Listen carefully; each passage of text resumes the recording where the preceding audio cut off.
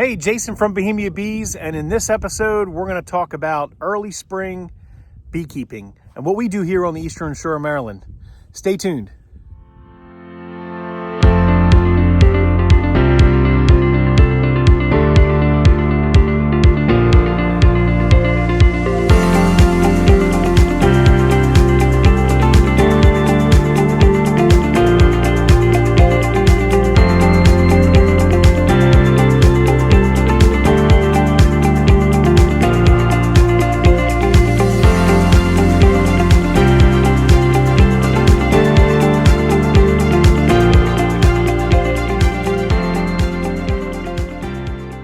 Well, it was a too long of a winter here in Maryland, here at Bohemia Apiary, and we are so grateful to see this. I know that many beekeepers in the beekeeping community are probably, counting their losses, trying to hopefully see bees flying on a day like this. It's in the mid to high 50s, even low 60s today here in Maryland. And we are so grateful to have some colonies that are alive. We weren't as lucky as we were in prior years. We did have some losses, and so did a few other beekeepers. And I'm sure you probably see a ton of videos out there about these massive losses on bees and how the bee apocalypse and things are probably something that is of concern. And I will say, be very concerned. If you are not a beekeeper and you just watch my channel because you enjoy following me with the bees, there are some concerns out there. When you have millions of colonies that perish due to numerous potential reasons, even some unknown reasons, that could be concerning. We always say about no farms, no food. Well, we have to think about the bees because 2/3 of that food supply are pollinated by those bees, or by bees. So it's really no bees, no farms, no food. And I'm grateful to see my bees here at Bohemia Apiary thriving, at least the colonies that did survive. If you're curious to see what others were experiencing and you want to know by the numbers, I'm a numbers guy, as many people know. I keep about 100 and so plus colonies here in the Eastern Shore of Maryland. I'm considered a sideline beekeeper. I have more than 50 colonies, less than 500 colonies.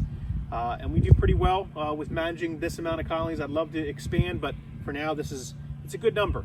And a lot of other beekeepers started to see greater losses more in the I would say north central area of the country and such. Even in the colder regions, we had a band of cold that freeze line went so far south this winter, all the way down to Louisiana and such, down to there was even, I think, in Louisiana they had snow for the very first time in a long time. So that all played a factor, right? We had some hurricanes in the southeast in the fall that knocked down some of the resources for the bees that sat down there in that Florida, Georgia area, North Carolina. We know the devastation that occurred there from a hurricane and the residual of that. So our thoughts and prayers are with all the beekeepers and all the people that are not beekeepers that are impacted and had this long winter. Maybe the beekeeping operations that lost a good amount of colonies that have to now rebuild. We're very fortunate to be able to have the ability to do that. Not everybody does. So what I will say is, though, in this episode, we're going to kind of communicate or share what we do here at Bohemia Apiary to kind of come out of winter, right, and kind of recover from those losses. So follow along, subscribe if you haven't, take a minute, hit the subscribe button, hit the like button, help us out growing that algorithm so that we can get a broader audience and share our experiences here. We are in no way an expert, but like I've said in past, you have to have a lot of hive tools in order to maintain multiple yards. You need a lot of mentors, you need a lot of inputs, you need a lot of things that will help, a lot of variations to kind of manage to. Before I go any further and get into this colony and show you what we do at springtime, I did want to talk a little bit about the numbers. The numbers are what the numbers are. And we have seen a little bit more losses here. The average loss that was seen based on a survey that we participated in with Lorobees.com. So if you have bees and you were overwintering bees this past winter, data is important for all of us to understand what you are seeing in your apiary Even if you have 2 hives or you have 200 hives or more, go to Lorobees.com, fill out that survey, contribute that data. It's not anonymous 100%, but that data is not sold anywhere. Rob and his team are doing that as a courtesy to the industry to help us have a view into what other beekeepers are seeing. Naturally, they are a business and they do sell the oxalic acid vaporizers and other components and tools. They like to be very innovative. So check out Lorobees, Lorobees.com. I'll put a link in the description below, and you can see what they're doing there. And fill that survey out because it helps collect more data. It's a live survey. It's the only survey out there on the market today that's live. So when you input your data, immediately it re-updates and you can take a look at it. If you're watching this video, 6 months down from now or next year, it's 2026, what have you, that data may not be live anymore. He may have a survey for next year set up. But participating and sharing with the community helps us as beekeepers learn, helps us see what differences there are between us, our neighbor, and our community around us and other states near us. Getting into what I would do from a beekeeping perspective, as you can see, this colony is very, very active. We have bees coming and going. And one thing to remember, it is early spring. We're coming out of winter. These bees have been clustered up for several months. They're looking for food, they're looking for water, they're looking for pollen, they're looking for resources to build that brood's nest back.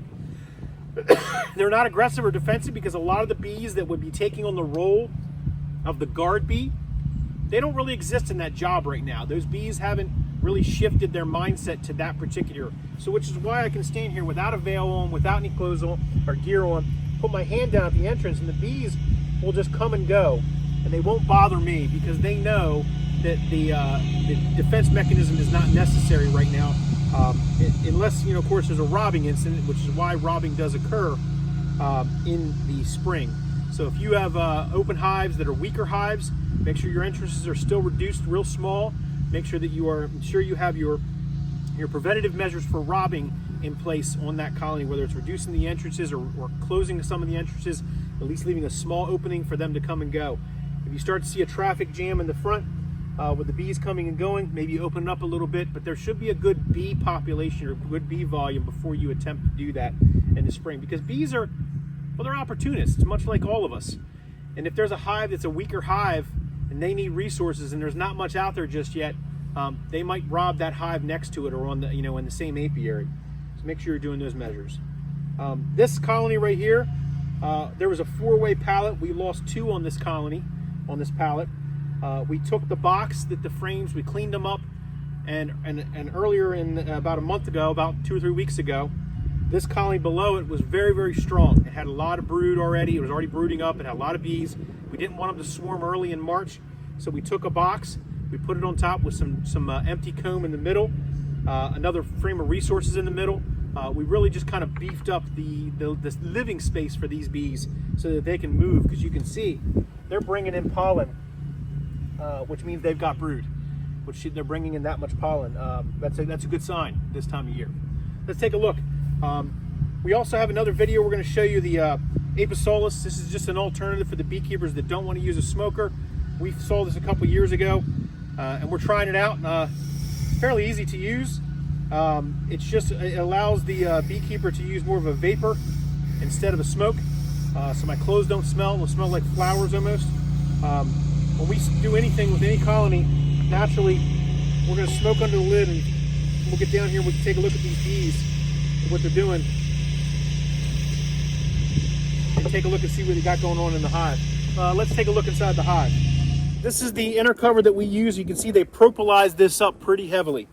That just means that they were regulating the airflow. There is an entrance right here on the other side that they can come and go, but they left a little opening, so at some point during the fall going into winter, they propylized this screen intercover up. This is why I like screen intercovers.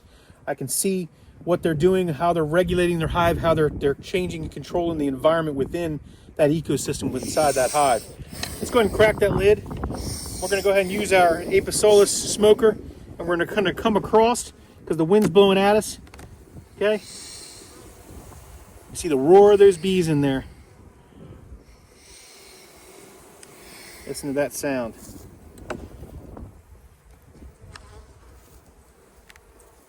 go ahead and pull the lid off. See what we see. Always look for your queen on the lid. She's probably not up in a double deep on the top, but you never know. Never want to assume anything.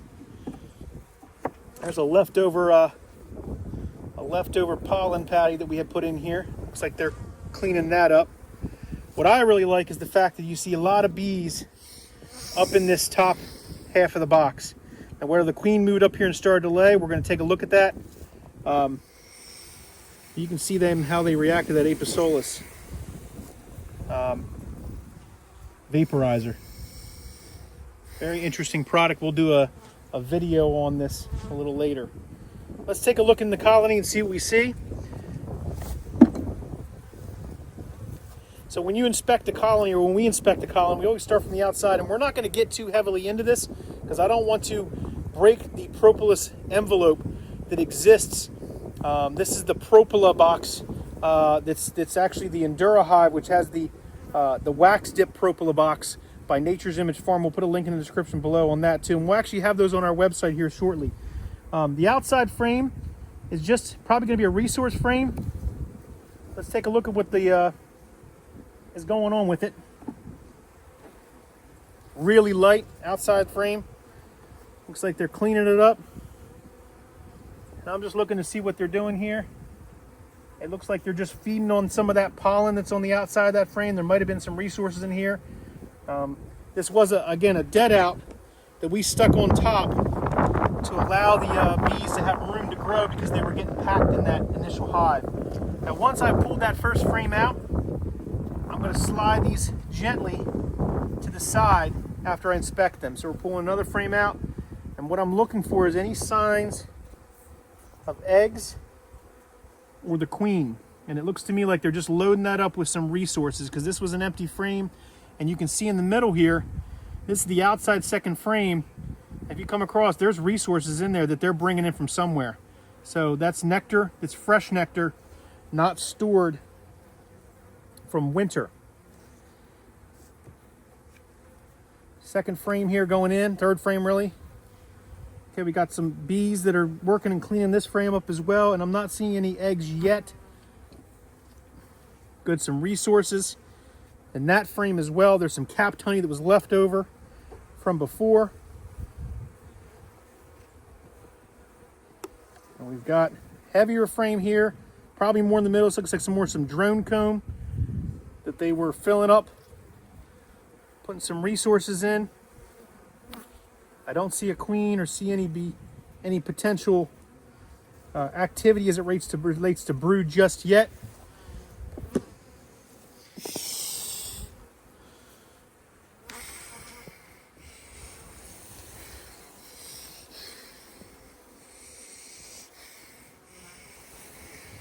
They definitely give it a roar when I'm using that new smoker. Now, if I'm going to see brood, I'm going to see probably on one of these two frames because she would have moved up to the middle. Again, this is that top box. Now, it's a little heavier. They're definitely bringing resources in. Cleaning up the frames. All right, there's a good empty frame. They got some heavy capped honey from last year. And again, a lot of these bees look to be up here trying to do some work and clean up for that in preparation maybe for the queen to move up.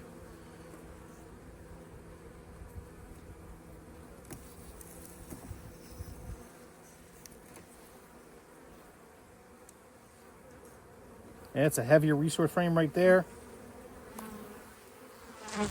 And I'm just looking for signs of a queen of any eggs, and I don't see any yet. I definitely see there's some heavy resources, which is a good sign because it tells me that they're coming up and pillaging those resources to bring down below.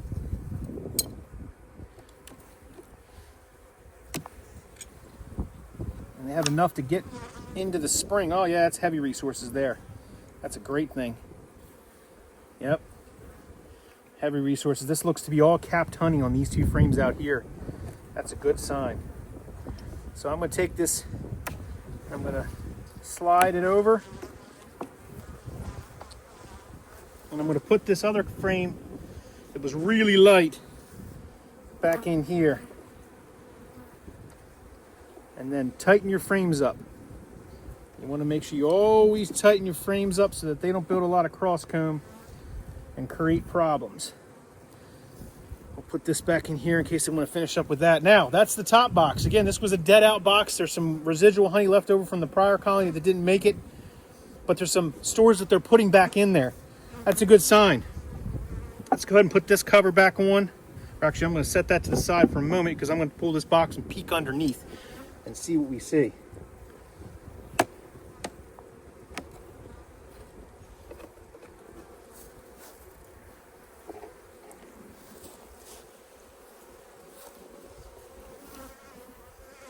All right, let's give them a little smoke, or vape, as we should say.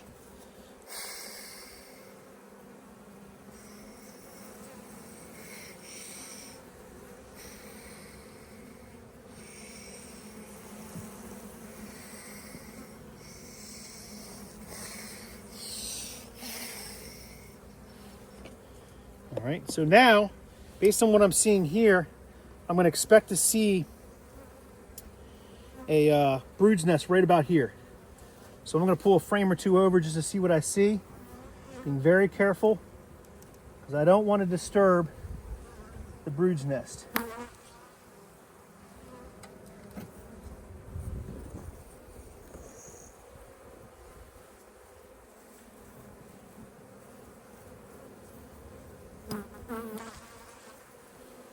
And a little more of that smoke.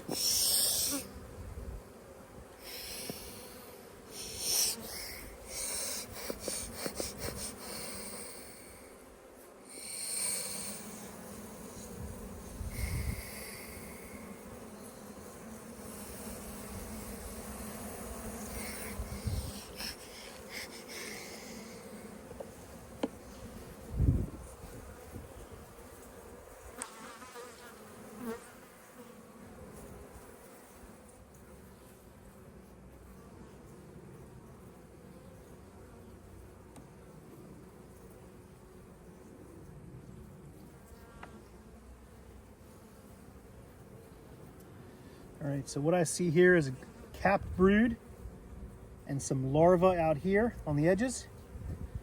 I don't see a queen on here. She may be on another frame. But as you can see, capped brood typically are capped after 9 to 10 days. So this could be 2 weeks old brood. It may be emerging. We don't know. Good news is we do have a laying queen in here because we have brood. We're going to take a look at one more frame on the other side, and then we'll put it back together. But this is what I want to see, and this is what you want to see, is a nest, as you can see, that's the size of 50% of the frame. Okay, so 50% of the frame has a brood's nest in it, and there's a pollen band out here. There's resources on the outside, some fresh pollen. Look at all that maple pollen down there. It's down around the bottom of that frame. That's beautiful. That's a beautiful frame coming out of winter. So let's set that aside. And now that I have this one frame out, I'm going to go ahead and just pull this one more frame just to see the size of the nest that's here. Make sure I don't see any queen cells or emergency cells. There you go. Look at that. That's beautiful. And I see actual larvae all the way out, which means she's actually laying this up pretty darn well. Pretty nice. There's a full frame right there. I see eggs along the bottom half here too, which is a great sign. So I see what I want to see. Now, a lot of people will want to see the queen. I wouldn't recommend that right now because we don't know where she's at. And we just need to see that the colony is queen right still, that she's laying fertilized bees. And I'm going to actually flip this back because I think I turned it. Yes, I did. Try to keep it in the same order she's laying it. Slide it gently back down in. Push it up against that one. Come back out here. Tighten up the nest. Let's put this box back on.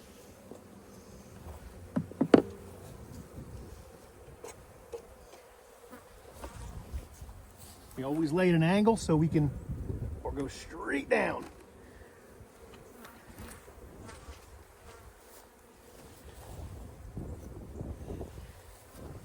since that nest is down there, I'm going to take this pollen patty and I'm going to put it right over the nest so that they have some supplemental pollen, even though they don't need it. Okay, so there's our first inspection of the 2025 year. Good solid colony coming out of winter. Lots of other observations that I could make, but let's move to a different colony and then let's take and get these bees set up for success in the spring here. Okay, so this colony down here is a single deep. It's not a double deep. We're going to take a look and see how well they look coming out of winter. You can see them moving around underneath that screen inner cover. Again, that's the reason why I love the screen inner covers, because I can see where the volume of bees are at. Not as many bees in this one as in the other one, but we want to make sure that they're not going to explode on us and swarm. So let's take a look underneath the cover, see what we see. The weight of this one still has some weight on it. I can see some resources still on the edges. We'll look about what it looks like here in a minute.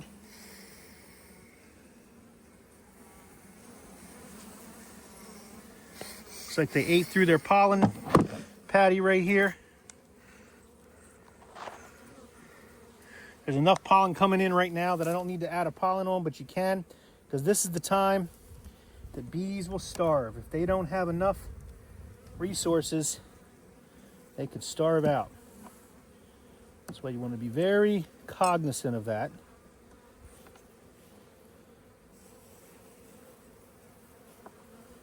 Just trying to get this frame out so I can pull that other frame over.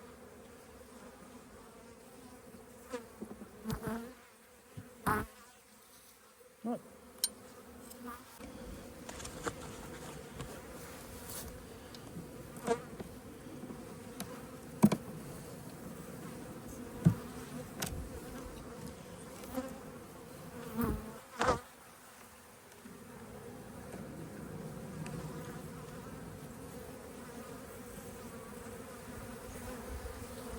Full frame of resources still there, which is great.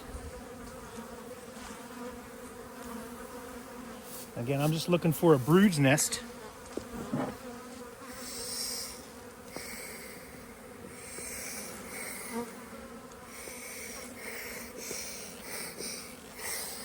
One thing you also want to be careful of is getting into these colonies and creating a robbing event by breaking open any comb. I'm looking for a nest, which is why I'm moving so fast through here, just seeing that we're queen right. There we go. So in this colony we got brood. As we saw before, I see eggs and larvae pollen, like we saw on the last one. There's our queen right there. She's doing her thing, measuring the cell. Get some bees on the camera. Look, there's our queen down here. She's doing her thing, measuring the cells, laying it up. Let's be careful and cognizant of what she's doing. Put her back in. Push everything back the way it was.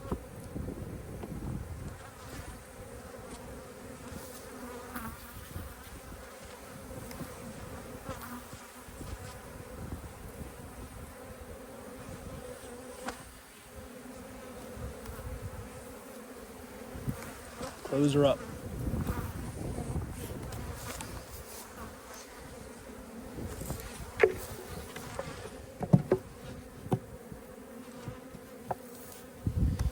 All right, let's recap. Okay, so as you can see, we looked at a single deep, a double deep. The double deep was really one that we had overwintered and added a dead out to. So that's one strategy that you can do in early spring on warm days. You have to really wait till those temperatures get above 55 degrees, 50 degrees. When the bees are flying, they're strong. There's pollen and nectar starting to come in. That's your maples typically blooming. We got a couple maples back here. If we go look at those trees up there, we'll see the bees picking off the tops. There's actually a maple right here.